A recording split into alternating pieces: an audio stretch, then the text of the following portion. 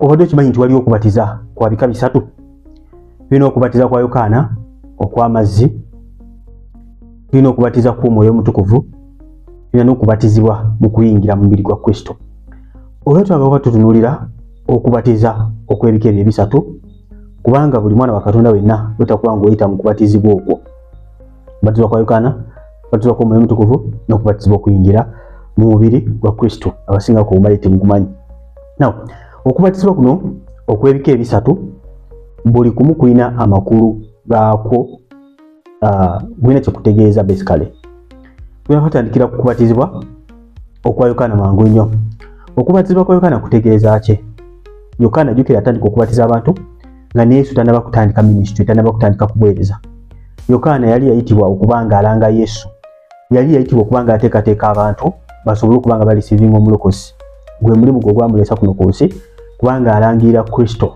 Era naye kennyini yagamba nti nze sigwanidde na kusiba bugwa bwa ngatto ze. In other words, ye tagwanidde. Bamubuuza oba ye Mesiya, n'agamba Mukama waffe omulungi yeebazibwe. Yokaana omulimu gwe gwali gumu gwa kubanga alangira Kristo, naye mu kulangira Kristo ng'abuulira abantu beenenye n'okubabatiza ababatizanga ku mugga Yoludaani ng'akabonero okubanga beeteefuteefu okubanga balisivinga omulokozi. Kaali kabonero ka kwenenya, kubanga Yokaana yabuuliranga okwenenya abantu ne beenenya ebibi byabwe n'okubabatiza n'ababatiza. So lwaki twabasobola tutunuulira okubatizibwa kwa Yokaana n'okubatizibwa okwenenya. Kambasomere kyandikibwa mangu nnyo nga tutunuulira okubatiza kuno okusookera ddala okwa Yokaana mu kitabo kya Baluumi sura 6 olunyiriri olwokusatu n'olwokuna bwe tugenda okusoma. Mukama waffe omulungi yeebazibwe. Baluumi 6 olunyiriri olwokusatu n'olwokuna. Bayibuli egamba temumanyi nti ffenna twabatizibwa okuyingira mu Kristo Yesu? Owulidde? Twabatizibwa okuyingira mu Kristo Yesu. Era twabatizibwa okuyingira mu kufa kwe. Bwe twabatizibwa twaziikibwa wamu naye, era nga Kristo bwe yazuukizibwa mu bafu olw'ekitiibwa kya Kitaawe, bwe tutyo naffe tutambulirenga mu bulamu obujja. Mukama waffe omulungi yeebazibwe nnyo. Bayibuli tugambye tumanyi nti ffe ffenna twabatizibwa okuyingira mu Kristo, era twabatizibwa okuyingira mu kufa kwe. Kati kitegeeza nti okubatiza okwasooka okwa Yokaana kaali kabonero mukwano gwange okulaga nti ofiiridde wamu ne Kristo. Kisookera ddala okubatiza kwa Yokaana okubatiza kwa mazzi amangi. Now, okubatizibwa amazzi amangi kintu kikulu nnyo ab'emikwano. Si kuyiwako ttampeko y'amazzi, olina okutegeera lwaki. Okay? Ekigambo kubatiza kiva mu baptism kitegeeza kunnyika. Bwe kiba kitegeeza kunnyika, lwaki gwe baba kuyiwako ttampeko y'amazzi? Ate naye tebagikuyiwako yonna, bakuyiwako obutonotono. Now, Yokaana yabuuliranga enjiri abantu abategeera nga ggwe nga nze abawulira, ne beekuba mu mutima ne beenenya. Bamala okwenenya n'ababatiza. Kirabye? Tewali muntu yenna yababatizibwa nga tasoose kwekuba mu mutima kwenenya. Wetha ku mulembe gwa Yokaana, wetha ne Yesu ng'amaze okufa ng'agenze mu ggulu, abayigiriza bwe babuuliranga enjiri, abantu ne beenenya, abantu ne babatizibwa. So okuba ng'obatizibwa kabonero akalaga mukwano gwange nti weenenyeza. Ze bambatiza nga nakyali mu Katuliki nga ndi mwana muto, bandaga bifaananyi simanyi nakyantuukako. Nokaba nali nkaaba babapenze ndowooza n'okuyagala nali sibyagadde, nali sikkiriza. Waliwo gwe bayita omuyima, ndowooza gwe baabuuzanga ebibuuzo byange birina okuddamu n'abinziriramu, nze ne nkaaba ne banjiwako amazzi. So enjiri ebuulirwa abantu abategeera ne beekuba mu mitima. Bamala okwekuba mu mitima ne bannyikibwa mu mazzi. Okuvaayo okwo kwe bavaayo okunnyika, bakunnyikayo wenna n'obuulirayo. Bwe bakunnyikayo wenna n'obuulirayo, kaba kabonero eyo gye bakunnyise obeera tossa. Omuntu ali mu mazzi abeera tassa. Omukwano gwange ekyo kye bakoze, obeera mukwano gwange ofiiridde wamu ne Kristo. Babbi tugambye nti bwe twabatizibwa twafiira wamu naani? Ne Mukama waffe Yesu, twafiira wamu ne Kristo. Kati bakuyiwako otuzzi. Bakuyiwako otuzzi. Oba tofiiridde wamu ne Kristo. Kulwaki? Oba tonnyikiddwa. Baptism mikwano kigambo kya Luzungu nekiva mu baptizo eziti Latin. Kitegeeza kukola ki? Kunnyika oligino yakyo. So abakyusakyusa ne baleetawo kuyiwako ku tuzzi betalaba na Bayibuli, manya nti mukwano gwange abo nno bayambako Sitaani okusobola okuba nga akyusakyusa ekituufu ekirina okuba nga okolebwa. Kubanga olina okuziikibwa wamu, komeo ng'ofuuse ekitonde ekijja. Kati bakuyiwako ku kyenyi bwe bati nga nokkiriza tokkiriza oluusi ng'okaaba nga nze bwe nali nkaaba bakulaga nti twakubatiza nga n'omuyima gwe babuuza nti sitaani omwegaana n'agamba mwegaana n'ebikolwa byo byegaana mbyegaana oba yasuze mu bwezi oba yasuze mu mwenge oba yasuze mu ssabo oba yalimbye n'ebikolwa bya sitaani akyabitambuliramu kale ate ye muyima awo banoonyayo omuntu abeera gwe basuubira nti maybe ayinza okubeera omulungi naye mukwano gwange tewali alina kweyimirira amaaso ga Katonda okugyako Yesu. So gwe kennyini olina okukkiriza Mukama waffe Yesu, olina okuba nga owulira enjiri oyatwe n'akamwa ko nti okkiriza Yesu, omala okukkiriza wenenye ebibi byo then obatizibwe olisivinga ekirabo eky'Omwoyo Omutukuvu. Mukama waffe mulungi yeebazibwe. So Bayibuli etugambye wano nti nno temumanyi, wuliriza, temumanyi nti ffe ffenna ababatizibwa okuyingira mu Kristo, Mukama waffe mulungi yeebazibwe, twabatizibwa okuyingira mu Kristo era twabatizibwa okuyingira mu kufa kwe. Ozotegedde okunyikira ddala n'obulirayo ne bakujja ekyo kitegeeza oba ofiiridde wamu ne Kristo, kitegeeza nti your old self has died. Bw'okomawo oba ofuuse ekitonde kijja. So okubatizibwa kwa Yokaana first of all okusinziira ku kyawandiikibwa kwali kulaga okufiiramu ne Mukama waffe Yesu, okufa kw'ekibi. Kaali kabonero akalaga nti mukwano gwange weenenyezza nga bw'onaagamba yenneenenyezza, kyekiraga batizibwe. Mukama waffe mulungi yeebazibwe. Okubatiza kugirako akabonero era ne kubatizibwa kw'Omwoyo Omutukuvu nako tugenda tukutunuulira nako kuliko akabonero akalabika. Ku lunaku lw'obatizibwa n'Omwoyo Omutukuvu wabeerawo akabonero akakola ki? Akalabika nti obatiziddwa naki? N'Omwoyo Omutukuvu. Na waliwo enjawulo wakati w'okulisivinga Omwoyo Omutukuvu n'okubatizibwa Mwoyo Omutukuvu n'okujjuzibwa Omwoyo Omutukuvu. Maybe sometime tujja kutunuulira difference eriwo mu ebyo ebintu nga bisatu munajjukisa nakola ka video ako. Naye okubatiza kwa Yokaana kali kabonero ka kwenenya, kali kabonero kakulaga nti oli wiringi okukyuka, kali kabonero akalaga nti ofiidde wamu ne Mukama waffe Yesu ate ozuukira wamu naye. Okay? So Bayibuli etugambye wano nti no twafiira wamu naye. So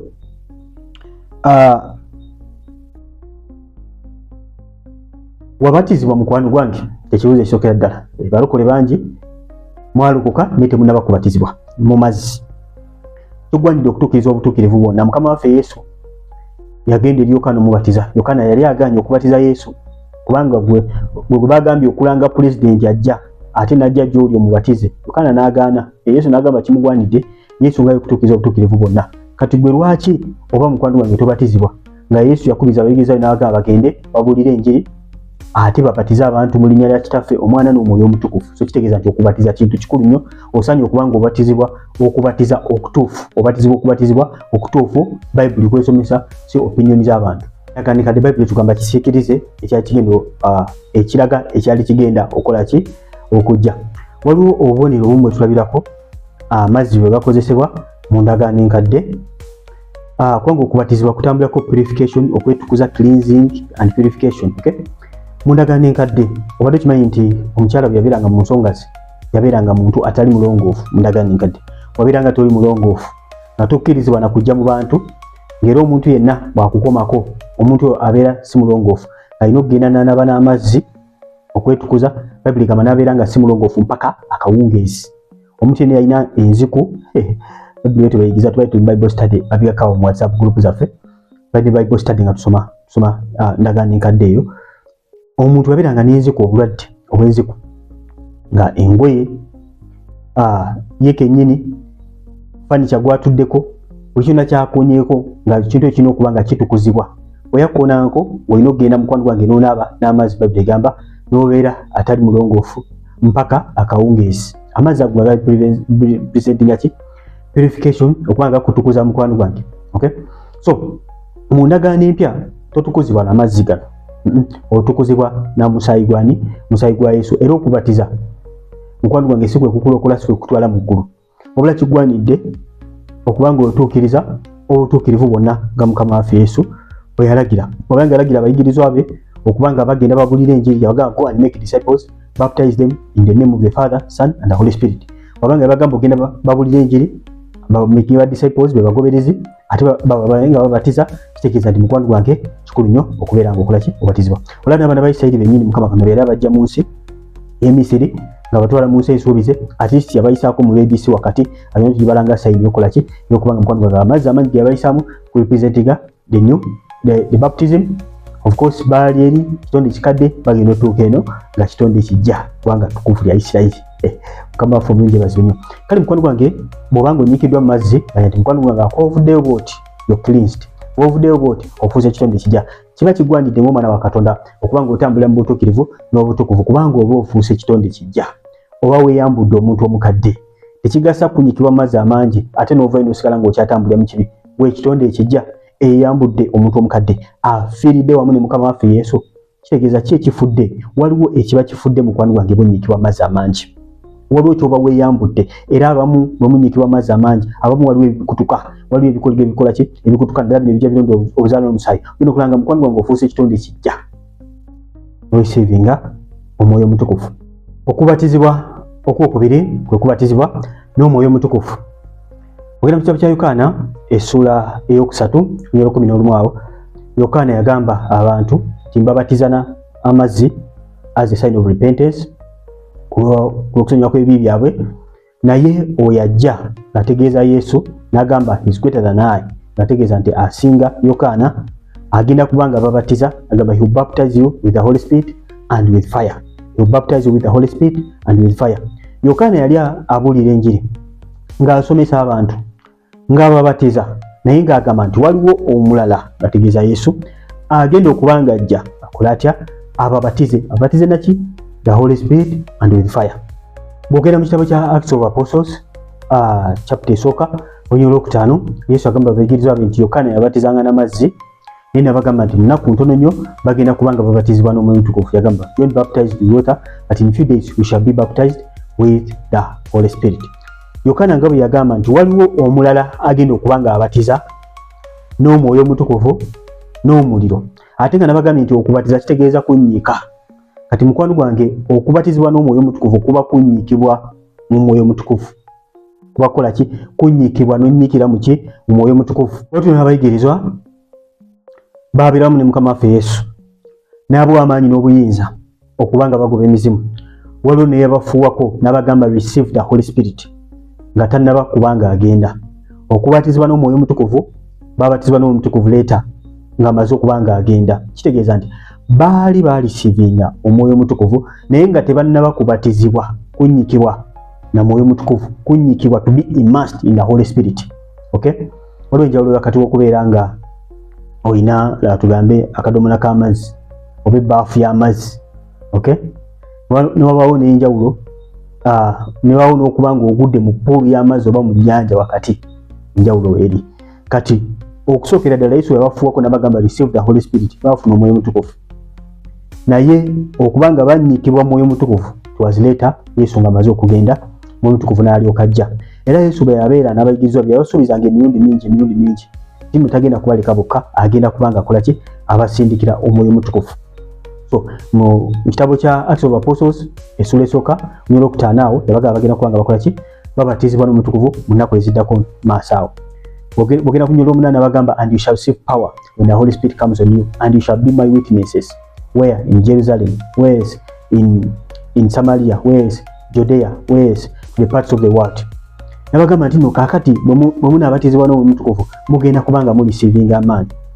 So ekimu kyetulabirako okubatizibwa kw'omwoyo omutukuvu kyokera ddala tu receiving amaanyi ag'enjawulo agali supernatural kubanga tuba tunnyikiddwa mu mwoyo wa Katonda tuba tufuuse kimu naye tuba tufuuse kimu ne Katonda waffe oyo omwoyo wa Katonda aba atwegasseeko tu receiving amaanyi agali supernatural abamu ba receiving ebirabo eby'omwoyo omutukuvu omuli ekirabo eky'obunnabbi abamu bafuna ekirabo eky'okubuulira ekigambo kya Katonda okusomesa Bayibuli bafuna ekirabo eky'okukola ebyamagero ekirabo ekyokwogera mu nnimi kyekisinga okubeera soko muli ku bantu abarisiriza omwoyo omutukuvu boogera mu nnimi ennimi empya kamafu mingi bazibwe ate n'obubonero obulala obutambulirako okubanga mukwano gwange obatiziddwa mu mwoyo omutukuvu.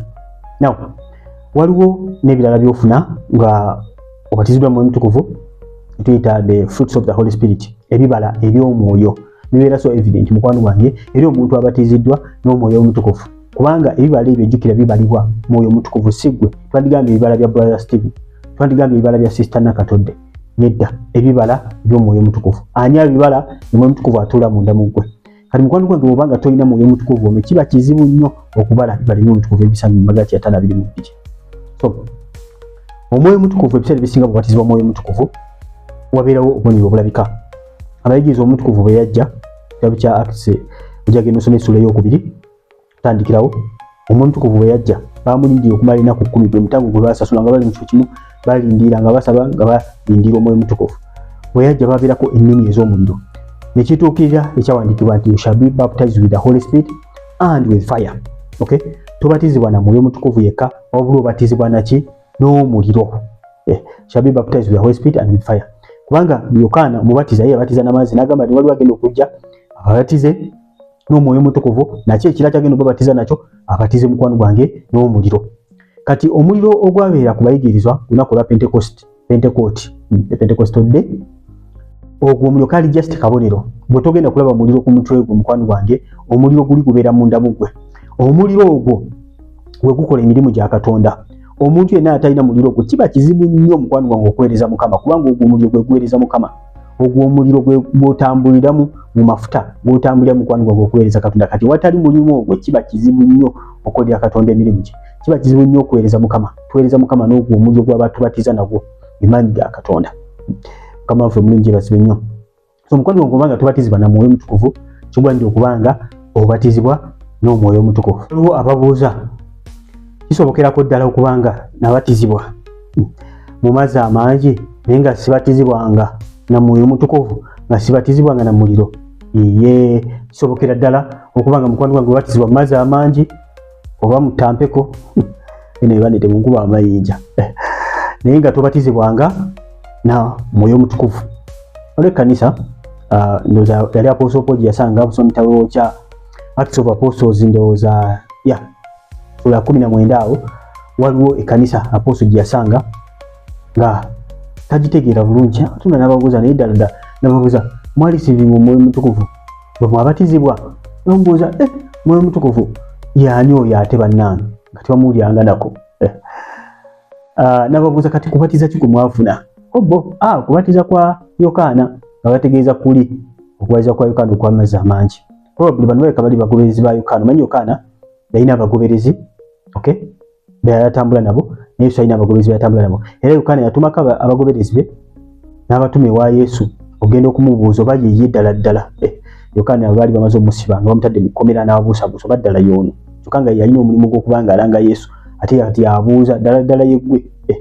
Mukama waffe mulungi bazikitegeeza Yokaana alina abagoberezi abaasigalawo baali sibibwa okubatiza. Okabuuza ddala mmwe ddala. Jjukira Yokaana yali asomesa ku Yesu. Kati bano Apostle Paul agenda osanga ekkanisa eno tagitegeera manyi ekkanisa etali mu mwoyo ogiraba. N'abagamba ddala kubatiza ki gwe mwafuna? Ko bo kuli okwa Yokaana n'abassaako emikono. Bayibuli egamba bwe yabassaako emikono ne baba nga bakwano gwange nabo bakola ki? Bajjula omwoyo omutukuvu. Kitegeeza nti ne babatizibwa n'omwoyo omutukuvu. So kubanga batizibwa kwa Yokaana kw'amazzi amangi naye nga mukwano gwange tobatizibwanga naki? Na mwoyo mutukuvu nga abayigiriza babatizibwa n'omwoyo mutukuvu. Amakanisa agamu gakola services okubanga abantu bajjula omwoyo mutukuvu babatizibwa n'omwoyo mutukuvu. Agamu tegafiirayo ddala. Wabula kyogenda okukola kanisa kwe kujja kubanga ofuna ekyamagiro oddayo waka n'ofuna ekyamagiro n'oddayo waka nga mukwano gwange you're not yet baptized with the Holy Spirit and with the fire. Tewaliwo fire akola mirimu gya Katonda. Tewaliwo maanyi tolina yadde Mukama waffe mulungi odipendinga ku pastor. Kino kyali kirabo kya kanisa yonna omwoyo mutukuvu. Okubatizibwa kw'omwoyo mutukuvu kirabo kya kanisa yonna, si kya pastor, si kya balondemu, si kya bishopu, kya kanisa yonna ya Kristo. Atiraki waliwo n'omulala ababuuza ekibuuzo nti okubatiza kw'amazzi n'okubatiza kw'omwoyo mutukuvu kyekisooka? Golooza kyekisooka okukusirikira musokolooze ansayo. Okubatiza kw'omwoyo mutukuvu n'okubatiza kw'amazzi kyekisooka? Of course abasinga mugamba ndowooza kubatiza kwaki?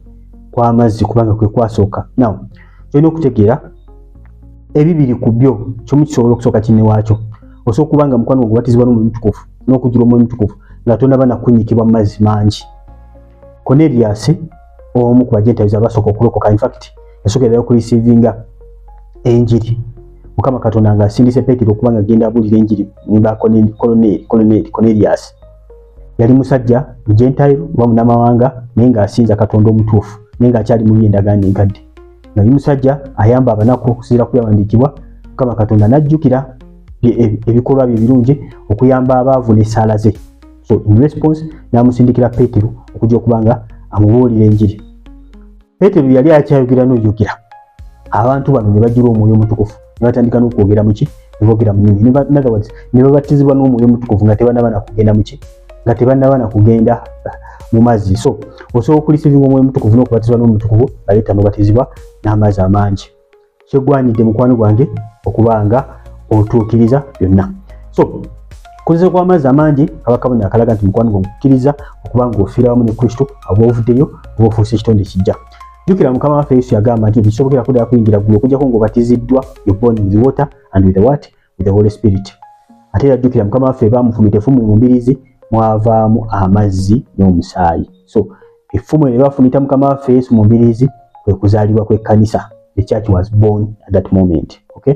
So mukwano gwange omwana Katonda kigwanidde okubanga obatizibwa mu mazzi amangi, okubanga obatizibwa n'Omwoyo Omutukuvu. Na okubatizibwa kukosa tukwenje okwogerako okubatizibwa mukwano gwange okuyingira mu mubiri gwa Kristo. Jjukira baptism it is to identify with, okubatiza it is to identify with. Okay? Bwe obatizibwa mu Omwoyo Omutukuvu you identify with the Holy Spirit, mufuuka kimu, you integrated, you become one. Obatizibwa mu mazzi amangi gakabonye akalaga nti ofiidde wamu ne Mukama waffe Yesu, kitegeeza nti you are identifying with the death of Jesus. Oba identifying nga tukuyite utya mu Luganda, kuba kutabagana wamu, tukuyite kutabagana wamu nti ejja kubeera nga ndagaano, kuba kussa kimu, tujagamba kuba kussa kimu.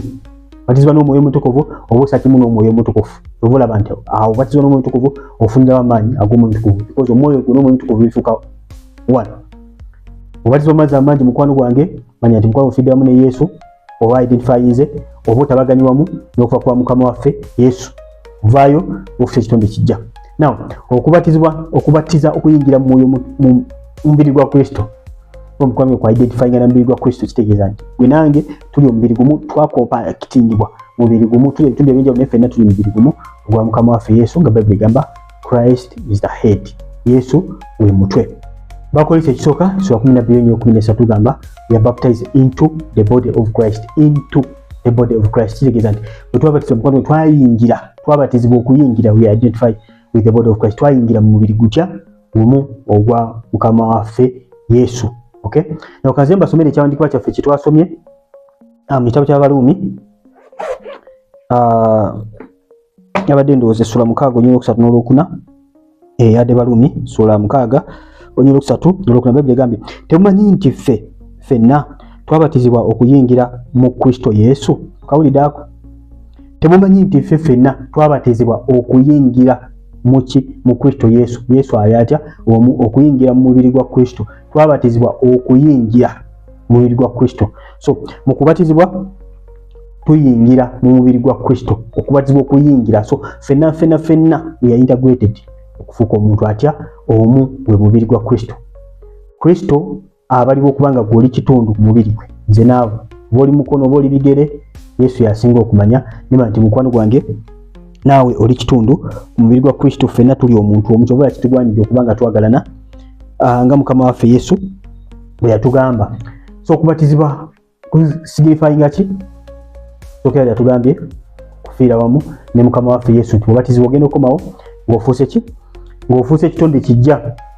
Kigwanidde okubanga mukwano gwange kutambula mu butuukirivu n'obutukuvu okuva obunyini bw'obatiziddwa n'obulamu bwo obuddako, kubanga omuntu omukadde oba omuyambudde oba omulese wali mu mazzi oba ofuuse ekitonde kijja. Kigwanidde okubanga mukwano gwange obala ebibala eby'omwoyo ng'obatiziddwa n'Omwoyo Omutukuvu, kubanga ebibala biri eby'omwoyo, Omwoyo Omutukuvu yabibala. Bw'ogezaako okukola obutuukirivu mu maanyi ng'ojja kukola bw'okoze okusinga ku standard gy'otaddewo oba nayo n'agisobola oba olyawo. Naye standard ya Katonda tusagimiitinga okujjako mu Mutukuvu yakoledde mu ffe. Awatali Mwoyo Mutukuvu tetusobola kumiitinga standard ya Katonda ya butuukirivu bw'atwagaza tetusobolako ddala. So mukwano gwange obanga wabatizibwa manya nti mukwano gwange wafiira wamu ne Mukama waffe Yesu. Nontoneza ti wafiira wamu ne Mukama waffe Yesu, naye n'okuzuukira wazuukira wamu ne Mukama waffe Yesu, wavaayo mu mazzi. So kigwanidde okubanga otambula mu butuukirivu n'obutukuvu. Omwoyo Omutukuvu akola emirimu mingi nnyo, nandibadde njogerako olunaku olwaleero naye kijja kuntwalira obudde bwanvu. Nakola ka video akoogera ku mirimu Omwoyo Omutukuvu gy'akola, nza nayogerako emirimu gy'oyadde 10 oba 12 weewaawo. ka video kagenda okubanga kaddako mukwano gwange kati tokasuwa